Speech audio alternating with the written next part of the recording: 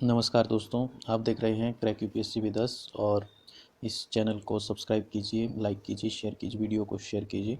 आपका स्वागत है इस चैनल पे। और जो आज का वीडियो है वो है medical termination of pregnancy act. ये जो एक्ट है इसके बारे में हम थोड़ी सी बातचीत करेंगे। ये एक्ट ये टॉपिक हमने आज क्यों चूज़ किया है, क्योंकि एक जो 25 साल की लड़की है या महिला है वो सुप्रीम कोर्ट गई है ताकि वो अबॉर्शन करा सके, क्योंकि जो उनकी जो याचिका है या प्ली है वो दिल्ली हाई कोर्ट ने डिक्लाइन की थी अबॉर्शन करने के लिए। तो अब वो सुप्रीम कोर्ट गई है अपना जो प्ली है या याचिका लेके।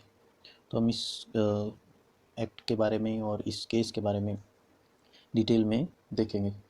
सो इस के कौन से प्रोविज़न जो है वो उस लेडी ने सुप्रीम कोर्ट या दिल्ली हाई कोर्ट में चैलेंज किए थे। तो चैलेंज उन्होंने जो medical termination of pregnancy act है और रूल बने थे जो 2003 में, उनको उसका जो रूल 3B है उसको चैलेंज किया है, जो कि कुछ कैटेगरी की वुमेन है उसमें 6-7 कैटेगरी दी है कि ये पर्टिकुलर टाइप की जो प्रेगनेंसी है वुमेन है वो अबॉर्शन करवा सकती है आफ्टर 20 to 24 वीक्स। सो जो ये लड़की है इसकी प्रेगनेंसी 20 वीक्स या 20th वीक के बाद की प्रेगनेंसी है। तो उस वजह से वहाँ जो 6-7 जो क्राइटेरिया दिए हैं अबॉर्शन के लिए, उनमें वो जो लड़की है वो फिट नहीं बैठती है, तो उस वजह से वो उसको अबॉर्शन अलाउ नहीं किया जा रहा है। तो ये केस बेसिकली क्या क्यों इम्पोर्टेंट है, क्योंकि ये क्वेश्चन रेज करता है कि जो वुमेन के रिप्रोडक्टिव राइट्स है, उनके जो रिप्रोडक्टिव राइट्स है वो कितने फ्रीडम है उनको यहाँ, या कितनी ऑटोनॉमी है फीमेल को अपनी प्रेगनेंसी रखने या अबॉर्ट करने में। तो वो हम आगे देखेंगे कि क्या है इंडिया में रूल्स या रेगुलेशन क्या है। तो इंडिया में अबॉर्शन लॉ क्या कौन कौन से है और क्या है। तो 1971 में एमटीपी एक्ट जो ये है medical termination of pregnancy act 1971 लाया गया। तो इसका बेसिक पर्पस था कि अबॉर्शन को लिबरलाइज किया जाए, उसको थोड़ा सा और फीमेल के फेवर में किया जाए। तो इसमें उन्होंने प्रेगनेंसी को, जो मेडिकल प्रेगनेंसी को है, उसको दो भागों में बांट दिया।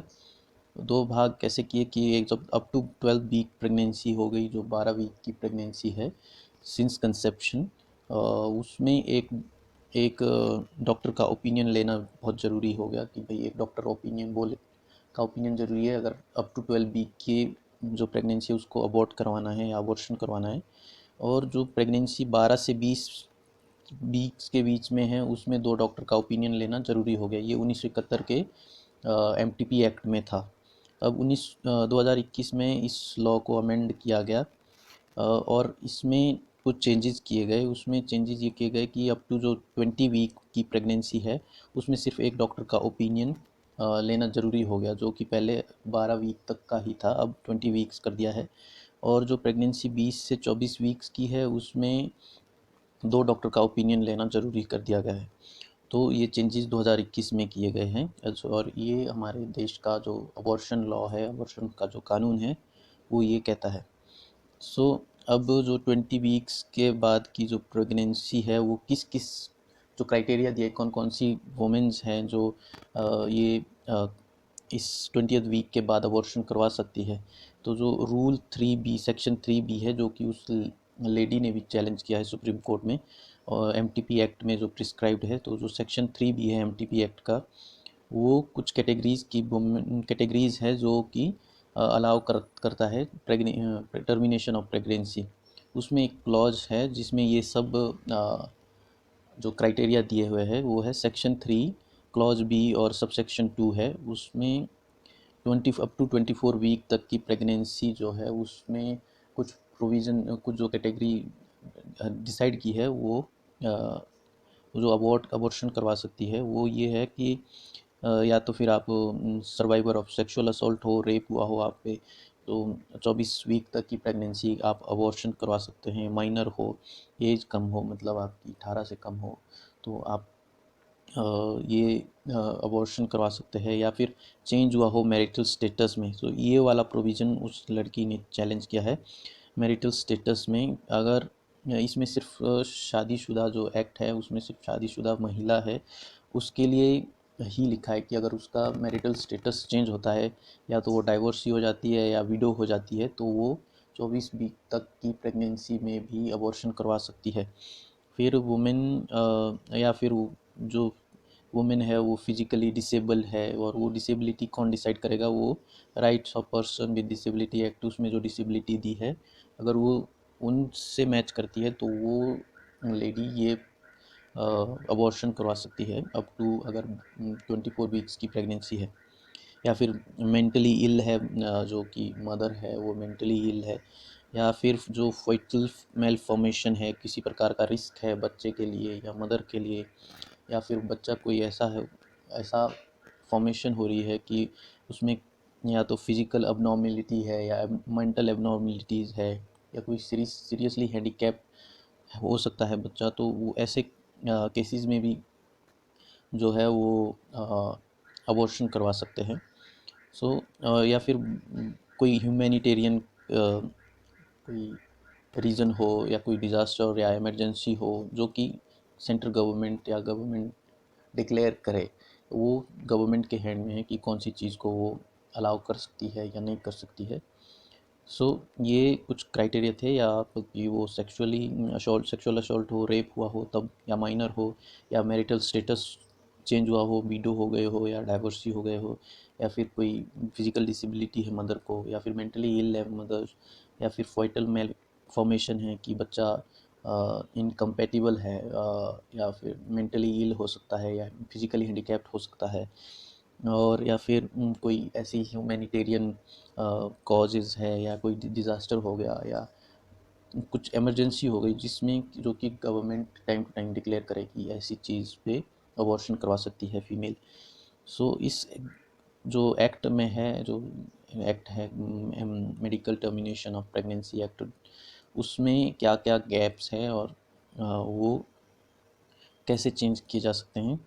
तो जो गैप है, जो लॉ है वो रिकग्नाइज़ करता है शादीशुदा औरत के रिलेशनशिप में जब चेंज हो, प्रेग्नेंट जो फीमेल है, अगर वो उसका डाइवर्सी है या विडो है, तो ये सिर्फ शादीशुदा के लिए ही अलाउ करता है। अगर अनमैरिड कोई फीमेल है और वो अबॉर्शन करवाना चाह रही है किसी भी रीज़न से, तो वो उसके लिए ये प्रोविज़न नहीं है। यही प्रोविज़न को जो लेडी है वो सुप्रीम कोर्ट में चैलेंज किया है, क्योंकि ये सिर्फ मैरिड को ही ये अलाउ करती है वो, लेकिन वो जो लड़की है वो लिव इन रिलेशनशिप में थी, और 18-19 वीक्स की प्रेगनेंसी के बाद जो उसका पार्टनर है वो उसको छोड़ के चला गया, तो वो चाहती है कि उसको भी अलाउ किया जाए कि वो इस जो प्रेगनेंसी को है वो अबॉर्शन करवा सके। इसी चीज़ को वो सुप्रीम कोर्ट में चैलेंज किया गया है। तो जो एमटीपी एक्ट है बेसिकली, इसका बेसिक पर्पज़ होना चाहिए कि वो फीमेल को अबॉर्शन राइट दे, उसको एक फ्रीडम दे कि वो अगर चाहे तो प्रेग्नेंट मीन्स अबॉर्शन करवा सके, या फिर बच्चा रखना है तो रख सके।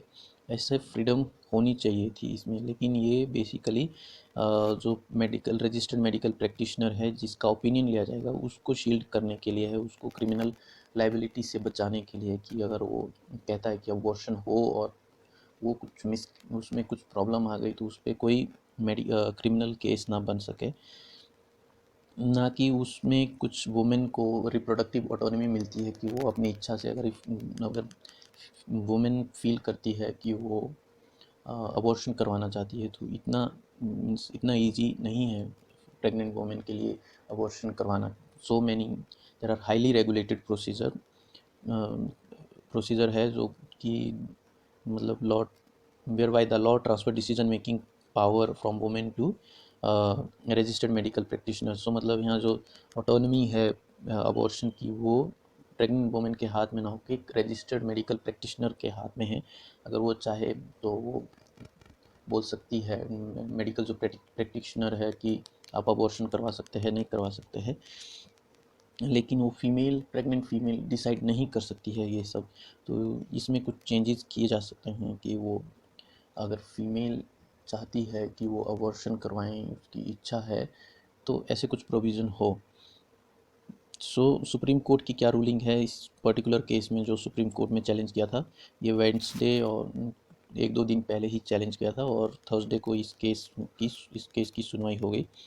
तो सुप्रीम कोर्ट ने एक इंट्रीम ऑर्डर पास किया है जिसमें कि उस लेडी को 24 वीक तक की प्रेगनेंसी जो कि उसको लिव इन रिलेशनशिप में से हुई थी ये प्रेगनेंसी, वो अलाउ की है। और अलाउ उसके बाद की है कि मेडिकल बोर्ड जो एम्स दिल्ली में कॉन्स्टिट्यूट हुआ था, उन्होंने अपना जो परमिशन दी कि इस बिना रिस्क के भी इस लेडी का जो अबॉर्शन है वो किया जा सकता है। तो सुप्रीम कोर्ट ने ये इंटरिम ऑर्डर पास किया है कि वो प्रेग्नेंट लेडी इस अबॉर्शन करवा सकती है। तो इस बेंच को जो लेड किया था वो डी वाई चंद्रचूड़, और डी वाई चंद्रचूड़ के बारे में बोलना चाहूँगा कि इनके जो जजमेंट्स हैं वो काफ़ी अच्छे होते हैं, काफ़ी अच्छे लिखे होते हैं। अगर आप पढ़ेंगे काफ़ी जजमेंट्स है प्राइवेसी, राइट टू प्राइवेसी पे और आधार एक्ट पे और सबरीमला पे, काफ़ी सारी ऐसे जो इनकी जजमेंट्स है वो काफ़ी अच्छी लिखी होती है, आपका पर्सपेक्टिव चेंज कर सकती है, तो आप वो पढ़ सकते हैं। तो उन ये डी वाई चंद्रचूड़ के लेट जस्टिस जो डी वाई चंद्रचूड़ है उनके बेंच में इस केस की सुनवाई हुई। उसमें तीन जजों का ये बेंच था जिन्होंने कि दिल्ली हाई कोर्ट को की जजमेंट को रिस्ट्रिक्टिव बताया कि वो बिना बात के जो वुमेन का प्रेगनेंसी टर्मिनेशन है उसको डिक्लाइन कर रहे थे। तो और नोट जो जजेस ने नोट किया कि जो मेडिकल टर्मिनेशन प्रेगनेंसी एक्ट है उसमें वर्ड पार्टनर यूज किया गया है, ना कि हस्बैंड। सो मतलब जो लॉ मेकिंग बॉडी है, जो पार्लियामेंट है या जो मिनिस्ट्री है जिसने ये लॉ मिनिस्ट्री है जिसने ये लॉ पास किया है, उस उनका जो एम था वो बेसिकली मैरिड अनमैरिड को छोड़ के दोनों को, किसी को भी ये अलाउ किया जा सकता है। 24 वीक तक की प्रेगनेंसी अगर वो उसका वो स्टेटस चेंज होता है, फिर वो मैरिड है अनमैरिड है, अगर वो मैरिड है तो उसका डाइवोर्स हो गई या विडो हो गई, अगर अनमैरिड है और उसका पार्टनर उसको छोड़ के चला गया है या उसकी डेथ हो गई है तो वो अलाउड है इस pregnancy medical termination of pregnancy act में। क्योंकि उन्होंने हस्बैंड के बजाय पार्टनर वर्ड यूज़ किया है तो इसमें कोई भी ऐसा संदेह नहीं होना चाहिए कि हम इसको मेडिकल टर्मिनेशन अलाउड नहीं की जा सकती अनमैरिड वुमेन की अप टू 24 वीक्स। सो ये जो जजमेंट थी इसने अलाउ किया अबॉर्शन को उस लेडी के लिए। So thank you for watching, और इस चैनल को सब्सक्राइब कीजिए, वीडियो को शेयर कीजिए ज़्यादा से ज़्यादा। So thank you for watching.